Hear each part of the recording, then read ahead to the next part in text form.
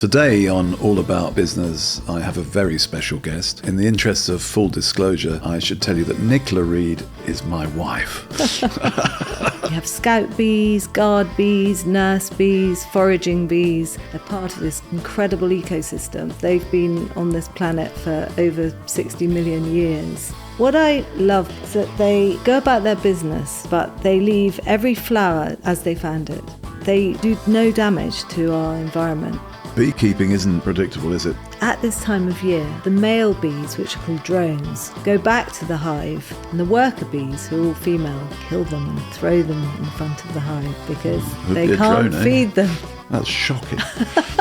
I thought bees were nice. I had more honey than I knew what to do with, so I thought I'd take it to local markets and sell it. No one wanted to pay £10 for a pot of my liquid gold. So I put all the frames into a big saucepan of whiskey and left them for a month, filtered the honeyed whiskey and put it into little medicinal bottles, took it back to the farmers' markets, and it literally flew out the door. You've been exceptional at not giving up with certain retailers and big companies where they originally said, no, thank you very much. There were lots of issues to think about. You can't mass produce honey in the way that you can mass produce whiskey. You started your business in your 50s, and some people listening might be thinking, I'm past that stage of life where I'd be thinking about starting a business. What would you say to them? Welcome to All About Business with me, James Reed, the podcast that covers everything about business, management, and leadership. Every episode, I sit down with different guests who've bootstrapped companies, masterminded investment models, and built a business empire. They're leaders in their field, and they're here to give you top insights and actionable advice so that you can apply their ideas to your own career or business venture.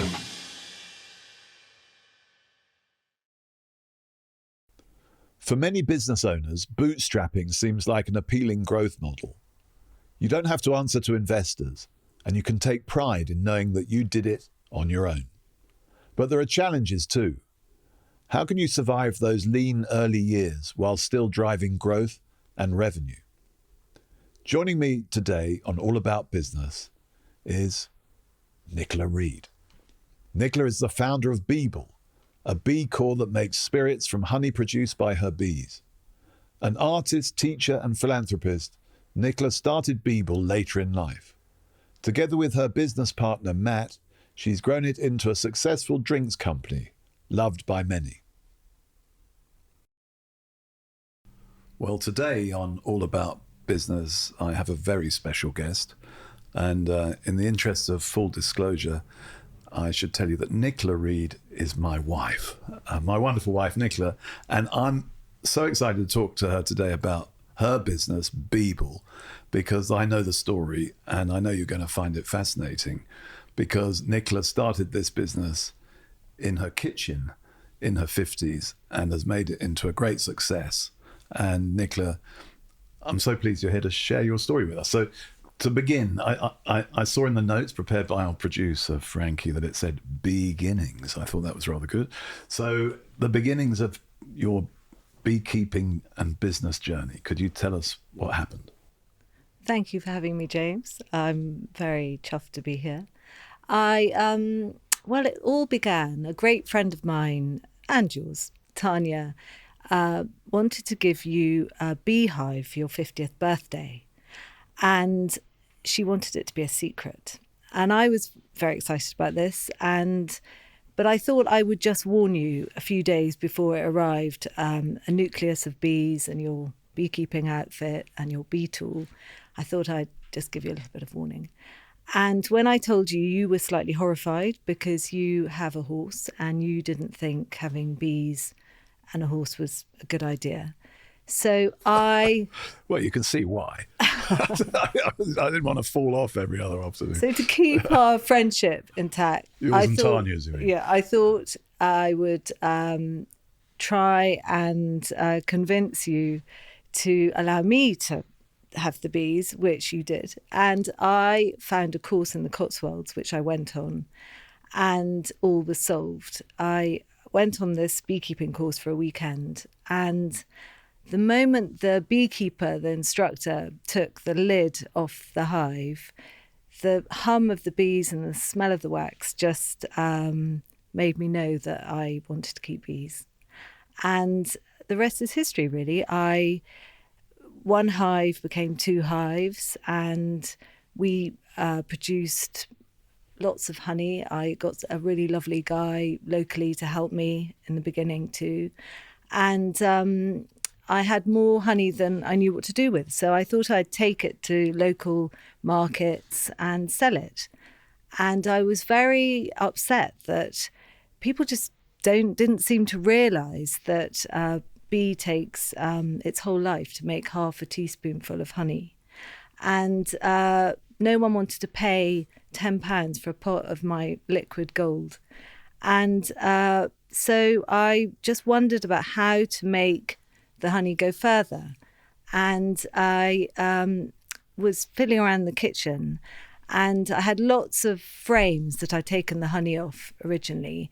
And I thought, what can I do rather than just rinse them and waste the honey? So I put all the frames into a big saucepan of whiskey and left them for a month. And then I have a great friend who works for Blue Sky Botanics, and I rang her up, and they supply all the essence for Fever Tree.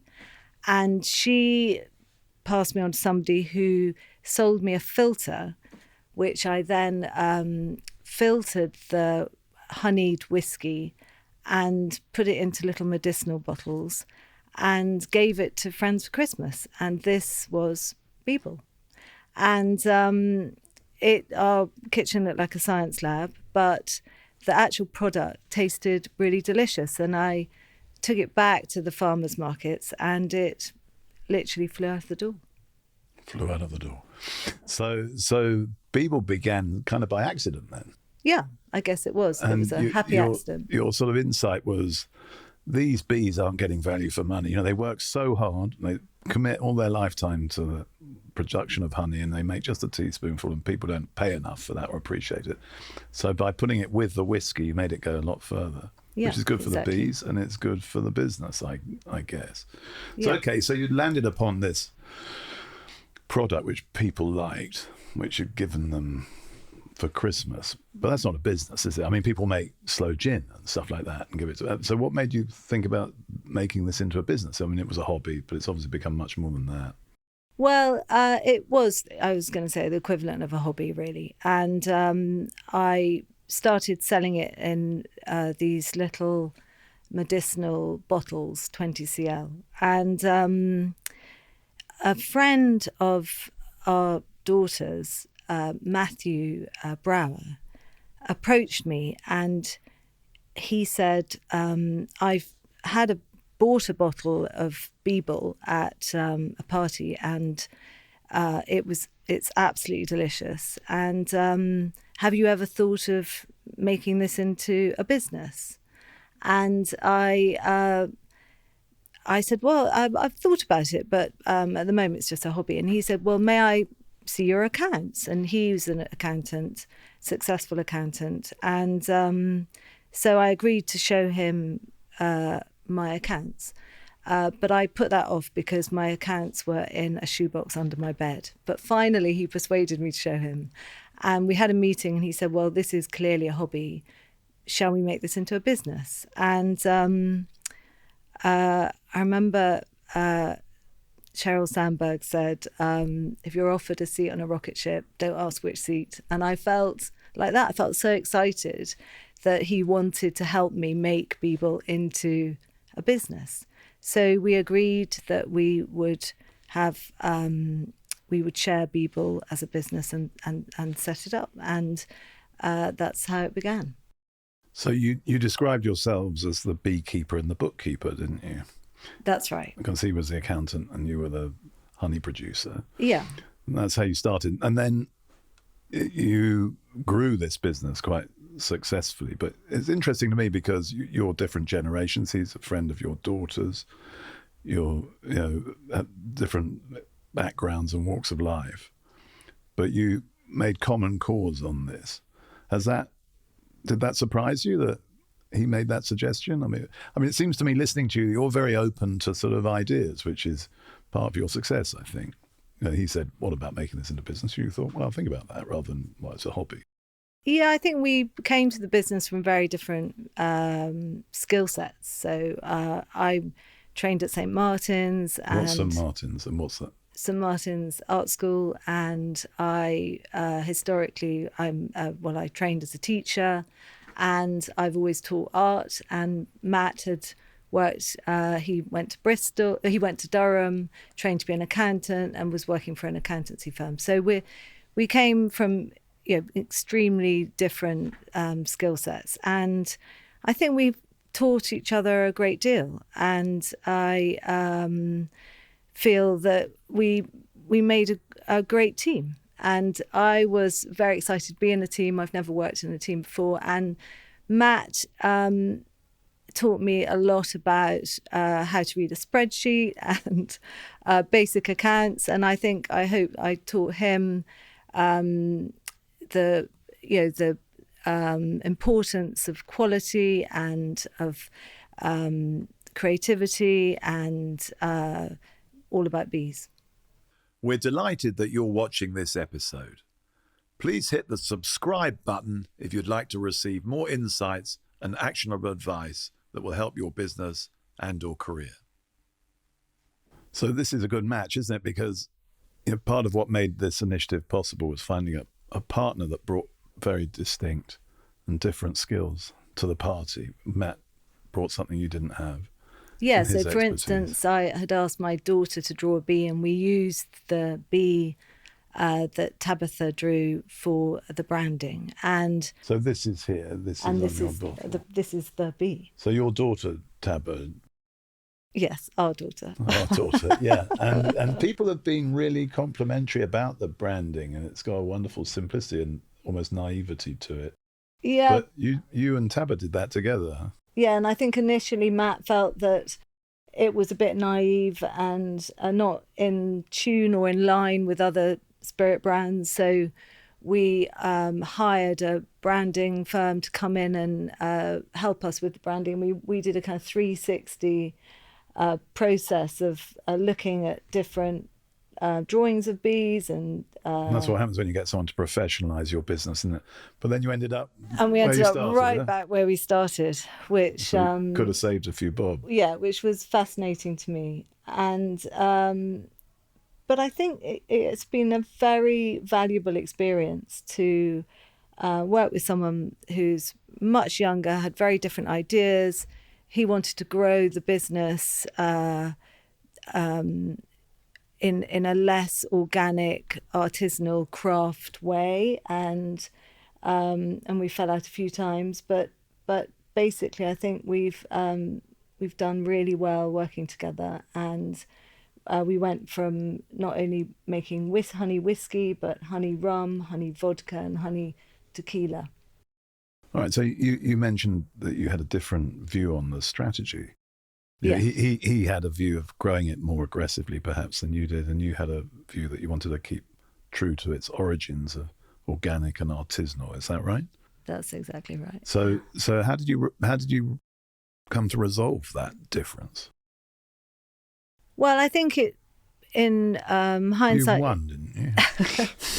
Well, what happened? I mean, it became quite. I think the people who drink it will be pleased to hear that, because it is organic and artisanal. Yeah, I was possibly a little bit emotional, and possibly Matt was too. But I think in the end, he realised that bees, you can't mass produce honey in the way that you can mass produce whiskey, and so that we were restrained from that we had to think what to do, because you can't go from one hive to 2,000 hives easily.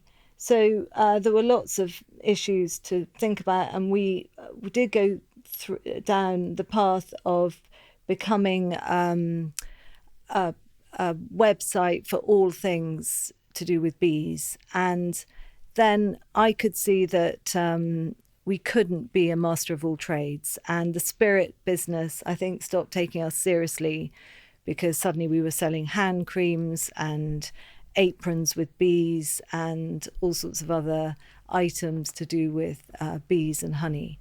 And so we pared back and reviewed our strategy and decided to become a spirits business.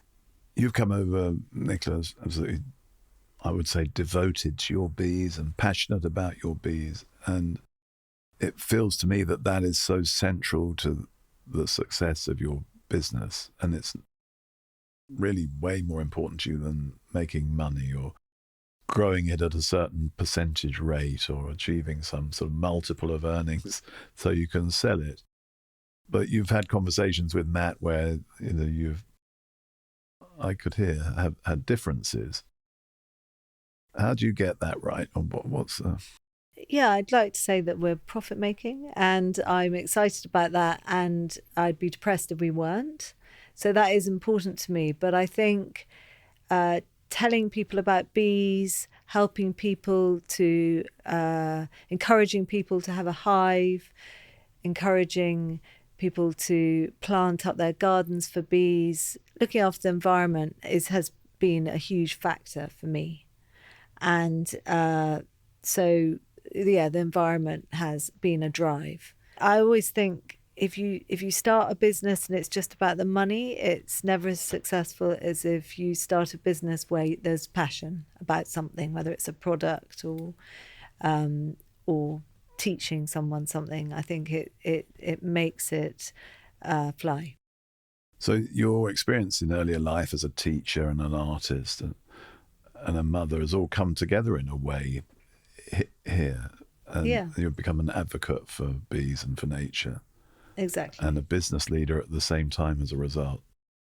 Yeah. Which is I think, an inspiring message for people because, you know, business isn't all about making money. It's about solving people's problems, delivering products that they love and a sharing, that I've enjoyed being a beekeeper so much, and it's something that everyone can do, and teaching people that. Yeah. So if you want to keep bees, then you must come on our Idle Beekeeping course on the 3rd of May.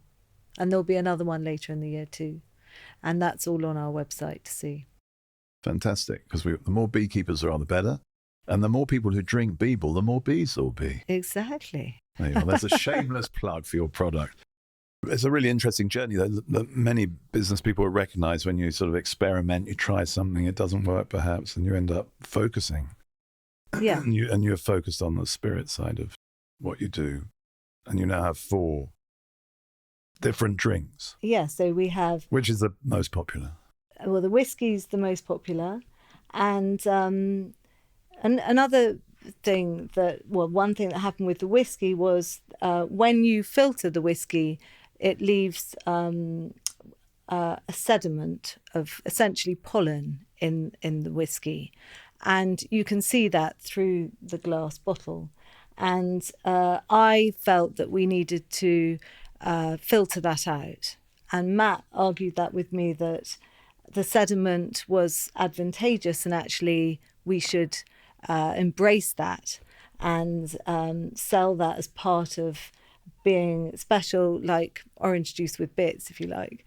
And I disagreed, but actually Matt was completely right about that. And I think it does add to the artisanal brand that it has these particles in it that are really actually very good for you because they're essentially pollen.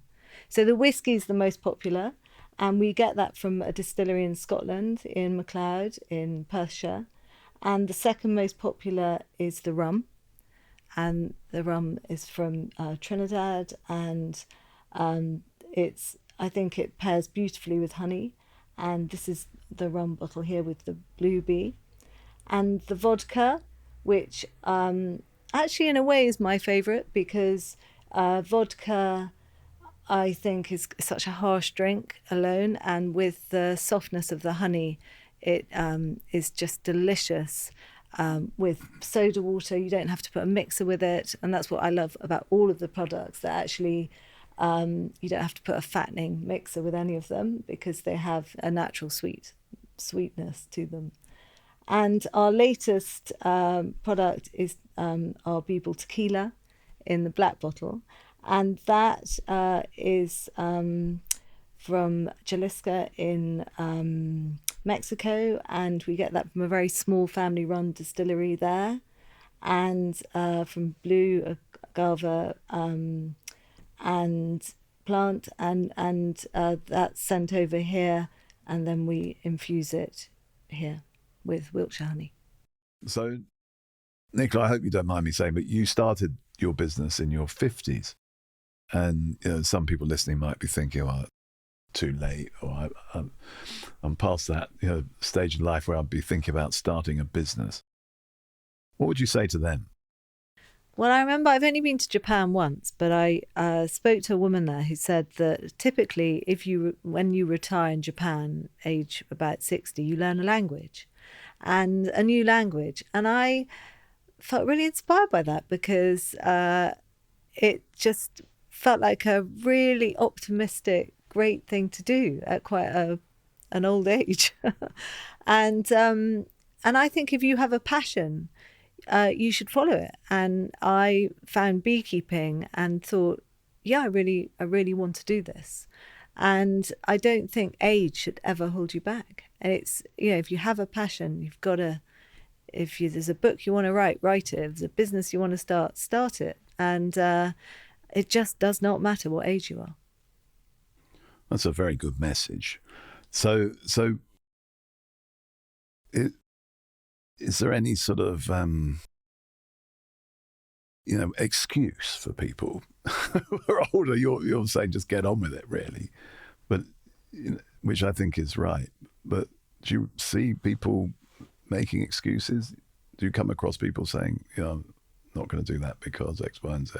I think that's right, but it's always just about confidence. And I think that's why Matthew was brilliant, because he gave me the confidence, because he was so excited to be on the journey with me. So I was lucky that Matthew found me, but I think that if you have a passion, you should follow your dream and you should make it happen. Well, that's so interesting, but also maybe look for other people who share that passion. Yeah, exactly. Because you can support each other and energize each other. And you're never too old.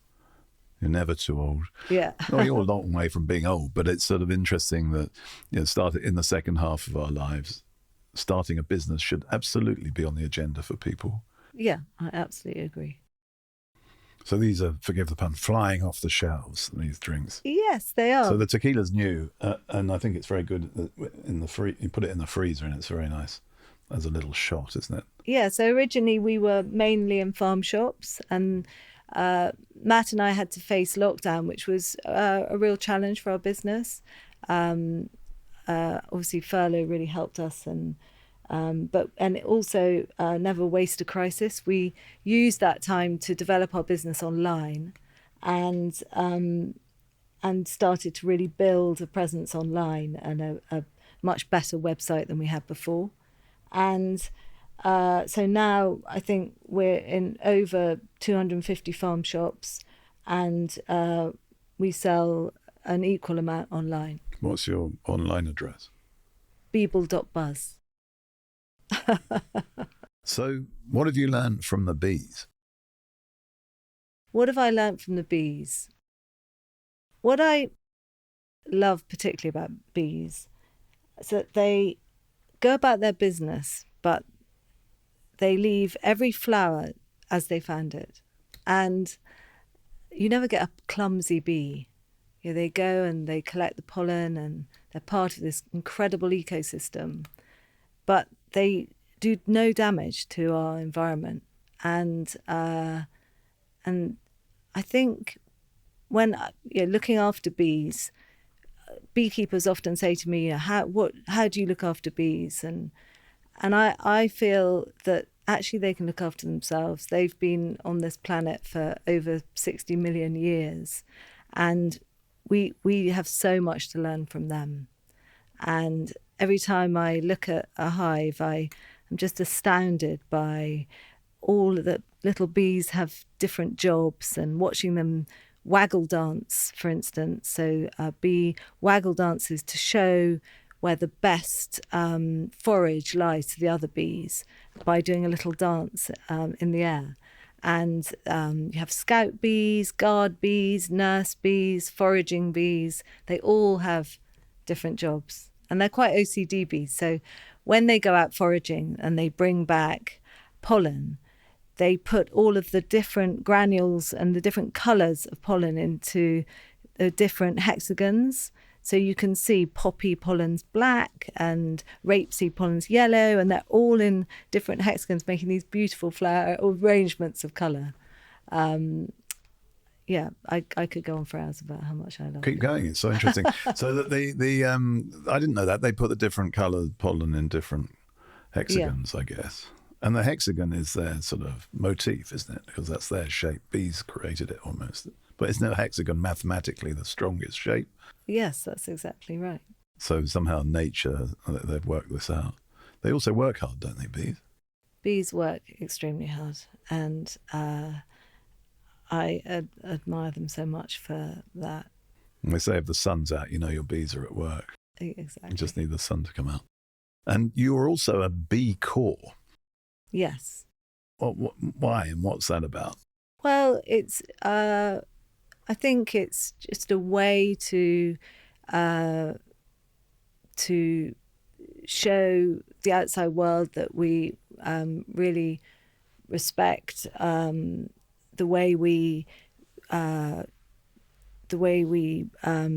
make our products, and we really want to look after our environment and make sure that we've thought through, for instance, where we got our tequila from, or our whiskey or rum, and that we have a good set of ethics. So it's a reassurance for your customers. Yeah. Along with hopefully a delicious product. Yeah, and for our team too. So, and is that important in terms of recruiting as well? Do people joining you like the fact that you're a B Corp? Is it relevant to them? Or? I think so. And we also run, in collaboration with the Idler, we run beekeeping courses. Last year, we think we ran 3 beekeeping courses to teach how to keep bees. And we have different beekeepers who use different systems. We have one beekeeper, Bill Anderson, who has written a book, The Idle Beekeeper, and he runs a system called the Worry System, which is very uninvasive, and it's basically emulating a cavity in a tree, and you don't go into the hive as the custodian. You literally just leave the bees and take some honey once a year, but otherwise you just let the bees get on with their work, and we teach that system, and I think we've run it for 13 years now. I ran it before Beeble. Yeah. So I've got to ask you, because people want to know, have you been stung? I've only ever been stung when I've been careless. And what's careless look like? Yeah, what does careless look like? I left my bee seat open. I just hadn't fully closed my bee seat, and a bee got into my suit and stung me. And then I also squished a bee between my knees once by accident. And but I have a strong belief that my bees know who I am. And I dropped a whole tray filled with bees last year by accident, just because I'm slightly clumsy. And I was expecting all of the bees to react. And I was scared for the first time. And there were literally 30,000 bees that came straight out. But I could really feel them just thinking, oh, for God's sake, she just dropped us on the floor, and they all went straight back into the soup and didn't harm. It's her again, sort of thing. It's her again, yeah. So you have a rapport with them, you're saying? Yeah, I think I do. There was one incident a couple of years ago. I'd taken honey a couple of times during the summer, and I was just looking at the hives, and I was just thinking maybe I'll take a little bit more honey. Late autumn, all of the hives felt very, very heavy, and they felt so they had a lot of honey for winter. And I thought maybe I'll just take a little bit more. And I was just thinking about it when 3 bees in a little line just darted down to my ankle and stung me. And it was really interesting. Leave us alone, they were telling you. I remember thinking, oh, okay, I won't. I'll So you got leave the you, I'll leave you. message, yeah. But it really felt as though they knew that I was just thinking about taking a little bit more honey, and I was being possibly And greedy. since then, you've been really well behaved and everyone's got on fine, is that? Exactly.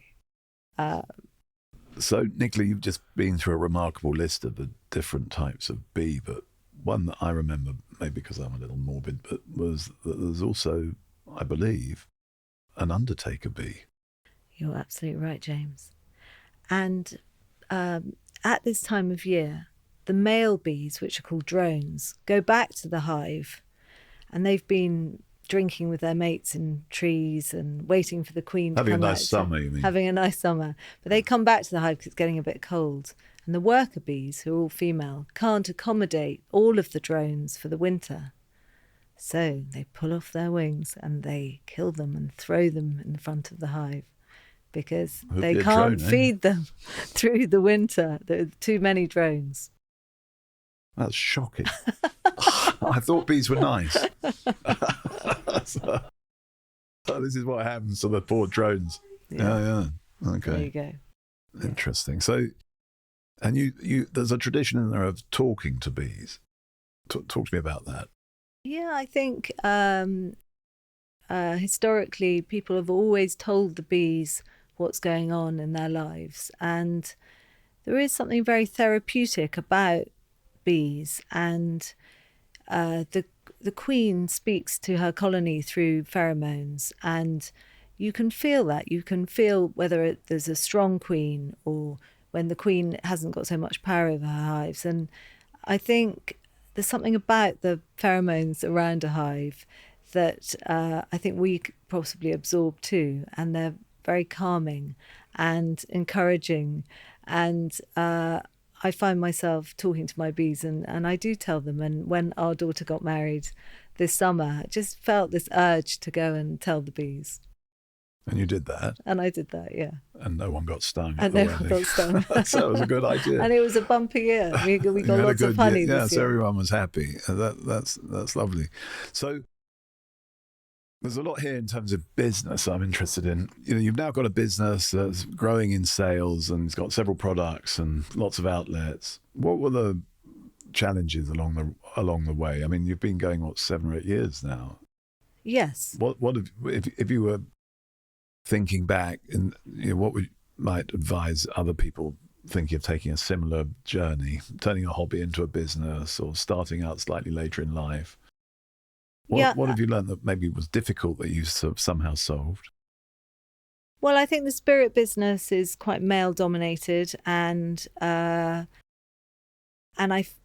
whiskey drinkers tend to be male, and I think there was a bit of a snob aspect of putting honey into whiskey, and a lot of people we approached didn't want to know, and a bit like sparkling wine and champagne.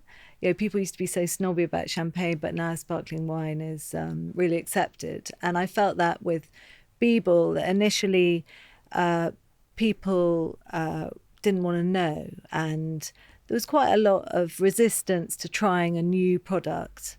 And I remember I went to see Diageo very early on to show them our new product, and they said, oh, well, JD Honey do that, Jack Daniels, and there's no place for anyone else. And they were, excuse the pun, very dispiriting. And I think you have to be really resilient as a small startup, probably whatever you're doing. And I think you have to push on and be resilient and take the adversity and just move forward. And Matt My partner has always been very good at, never mind, tomorrow's a new day. We've been rejected by five different places today, but yeah, tomorrow's a new day. But having a partner is helpful in that respect, isn't it? Because I suppose if you were on your own, it might be more lonely being rejected 5 times and picking yourself up again. At least there's someone to share the adversities with. But isn't it? I thought you told me, and I might be wrong, that most of your customers are actually women now. Is that right? So although it was a male-dominated space, you thought you learned something and did something slightly different. Yeah, I think we have. Yeah, our main demographic are young women gifting Beeble to men or drinking it themselves.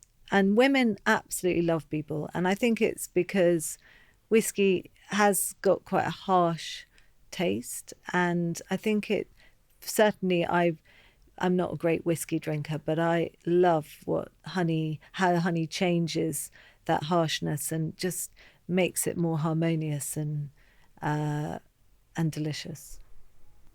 But we keep hearing stories about one part of a family tasting your honey and then someone else going along and finishing it off, don't we? So it seems to work for everyone. So in terms of the marketing, what have you done to sort of try and reach more people, so more people know about Beeble, more people will taste it, try it, because it is a new thing, isn't it? Yeah, fairs, a lot of farmers markets and fairs, and that's sort of old school, get out there, get on the stump. Yeah, very old school, but and we've also really tried to push on trade, which has been a much harder challenge than we initially thought. What's on trade? On trade, pubs, hotels, restaurants, taking it and encouraging people to use Beeble in their cocktail menus, and to put Beeble, place Beeble on the bar, and that's been tough, and it's a very saturated market and very competitive, but we've really endeavoured to try and convince people that JD honey's fine, but we use real honey and we're organic, delicious, craft artisanal drink. Yeah, so how did you make people aware that you were also selling this online, and how have they responded? They respond really well. I think we have some very attractive gift sets where we sell our whiskey with a hot toddy glass with an etched bee, which I love, and we also sell miniature bottles with the honey, vodka, and the rum, and so gift sets they're just great presents, and I think people are attracted to that, to order presents online. So you put a lot of work into the packaging and presentation as well. Yeah, we put a lot of work into the packaging and presentation. Yes, that's the product. Yeah, and we've just done a Spirit of Christmas fair at Olympia, and we do lots of sort of similar fairs to just get the word out there. And also tastings. We go to as many tastings as we possibly can, and telling people about the product. And it's hard work, but I really think it works. So getting out there. Yeah, when pressing the flesh, as they used to say, and meeting people. When someone tastes it, they generally buy it. Yeah. So a lot of tastings. Yeah. And you also get a lot of, I suppose, because you're standing there with people, you get a lot of customer feedback. Yes. Which a lot of businesses lack if they're just selling it remotely. Exactly. So you're there talking to the customer. What sort of feedback have you had? Americans want it in a 70 cl because you can't sell it in the US in 50. We haven't ventured into a 70 That's cl. for export. Yeah, that's for export. But possibly that's something I'd like to do in the future. Sounds like a good idea to me. Yeah. A lot of whiskey drinkers in America. But generally, we have brilliant feedback. And you've got Best Taste Awards as well. And we've had Best Taste Awards on all of our products, yes. I suppose what I'm driving at here, what I want to understand, and maybe it's impossible to tell, is how important is the quality and the distinctiveness of the product over its presentation, packaging and marketing? You know, which Which is more important in the end? I think it has to be the taste. The taste. The product. So if you've got a really good product, you will win eventually, as long as you get out there and do the work. Exactly. As long as you get out there and do the work, and you face the challenges and you persevere. I think perseverance is really the winning quality to making a successful startup. So as your husband, I've observed your perseverance. I'll probably embarrass you. I mean, you've been exceptional at not giving up with certain retailers and big companies, So now you can buy Beeble. Give me a list of some of the places where you can buy Beeble. Yeah. They originally said, no, thank you very much, Nicola. Yeah, So we've had a few struggles. We're in Dalesford, John Lewis. We're in Harrods. We're in the Jolly Nice. We're in the Burford Garden Centre. We're in Kew Gardens. Endless farm shops around the country. Yeah. So and not any of those were sort of just one phone call, were they? No, it's always sending a tasting, an interview. Yeah, it's never straightforward. And I suppose I might share, when we go anywhere, if we're anywhere near any of these farm shops, like in Cornwall or somewhere, we have to drop in, don't we? And Nicola's so often greeted like a sort of hero because they love selling your product and the people there enjoy it. Yeah, but that's been great fun. It is fun, yeah. And so everywhere you go, in that world, people seem to be getting to know the product. So it's a word of mouth thing in a big way, isn't it? Yeah, and sharing. We ran a project at HMP Hinley.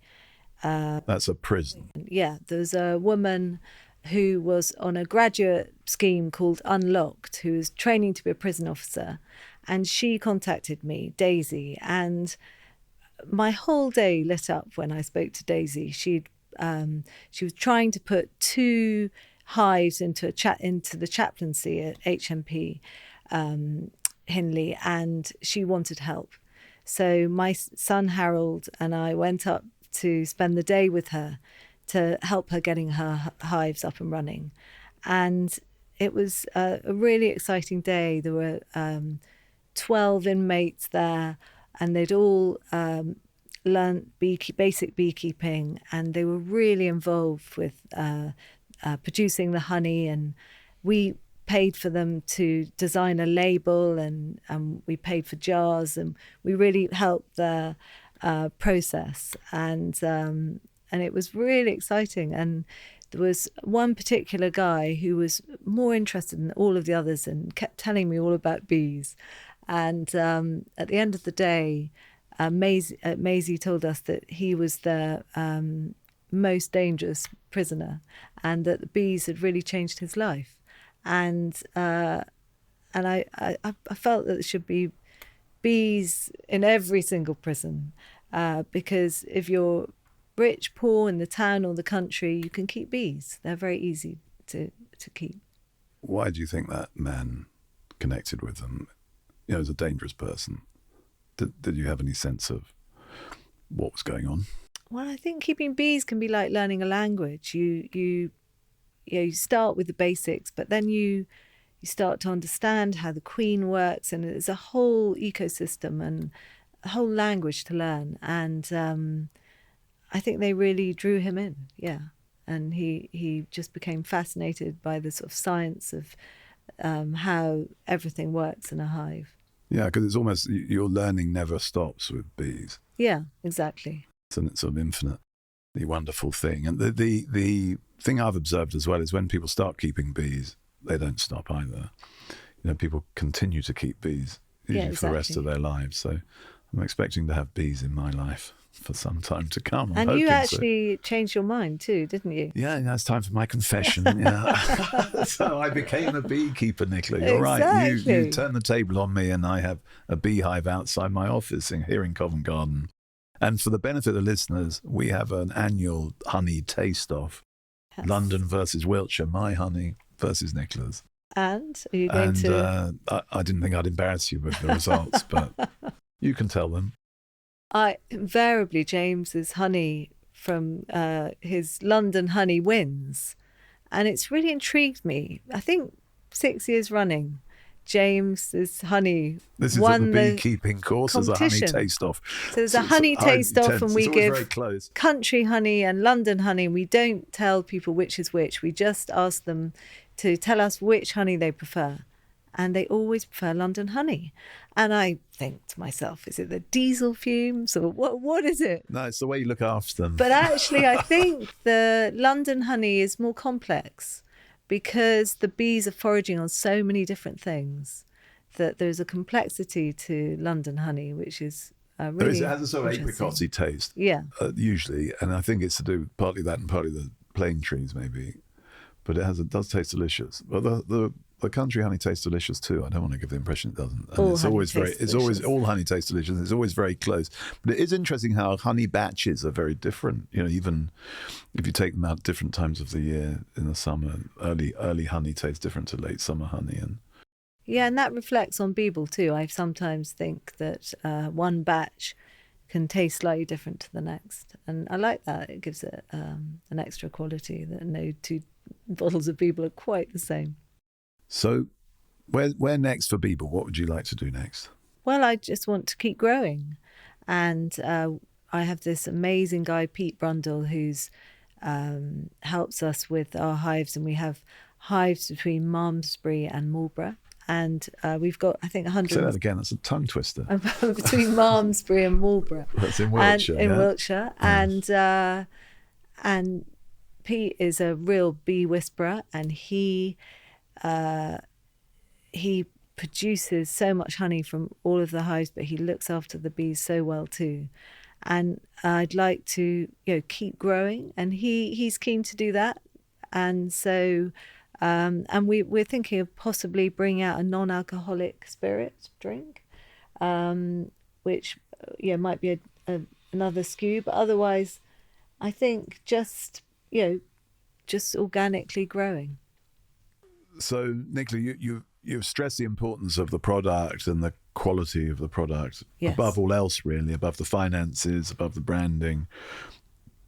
But beekeeping isn't, it's not predictable, is it? Sometimes the summer starts late, sometimes the honey harvest is poor. What happens if you don't have enough honey to meet your demand? How are you going to ensure, do you have to make compromises? What do you do to make sure that your Beeble product's still true to its essence? Well, we never compromise in that we have a few Cotswold beekeepers who will supply us with honey if we need to find more. But we'd never buy honey off the shelves. So we always go to and see the bee farmers and investigate their apiary and really make sure that it's the real thing. And that's very important for us at Beeble. Because a lot of honey that you get in the shops is... Yeah, there was an article in the paper yesterday saying 6 out of 7 have been contaminated or have got something else in them. So our bee is pure gold. Pure gold. Our honey is pure gold, actually.